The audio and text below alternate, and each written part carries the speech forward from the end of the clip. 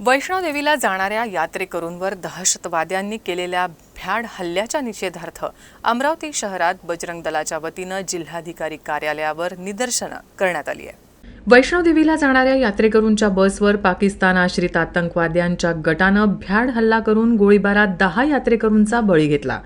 या घटनेचा देशभरात तीव्र निषेध होतो आहे। बजरंग दलाच्या वतीनं अमरावतीच्या जिल्हाधिकारी कार्यालयाबाहेर निदर्शनं करून निषेध व्यक्त करण्यात आला।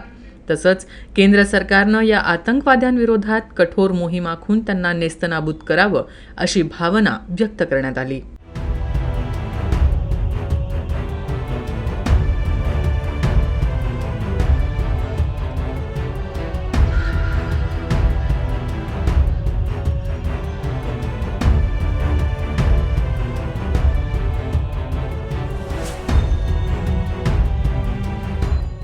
दिनांक 9 जून रोजी जम्मू काश्मीर येथील वैष्णोदेवीला जाणाऱ्या सद्भाविकांच्या गाडीवर पाकिस्तान प्रेषित पोचलेल्या ज्या इस्लामिक वृत्तीच्या आतंकवाद्यांनी त्या ठिकाणी बसवर हल्ला केला आणि त्या ठिकाणी 9 यात्री भक्त त्यासोबतच एक ड्रायव्हर असे 10 जणांना त्या ठिकाणी त्या हल्ल्यात ते प्राण गमवावा लागला, शहीद झाले।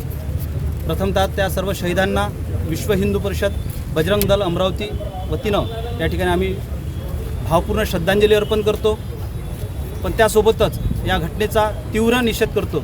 जेव्हा जगातल्या सगळ्यात मोठ्या लोकशाहीचा उत्सव जेव्हा भारतात त्या ठिकाणी मनवत होतो, त्या ठिकाणी या देशाचे पंतप्रधान त्या ठिकाणी शपथ घेत होते, अशा वेळी या पाकिस्तानमध्ये पोचलेल्या या आतंकवाद्यांनी भारतामध्ये विशेष करून हिंदूंच्या या यात्रेवर हल्ला केला, हे फार निंदनीय आहे।